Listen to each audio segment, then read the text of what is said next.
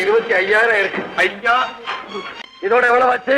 அது ஒரு 13 12 2 லட்சம். இன்னும் 2 லட்சம் கொடுத்தா கோயில் வேலை முடிஞ்சு போயிடும் இல்லையா?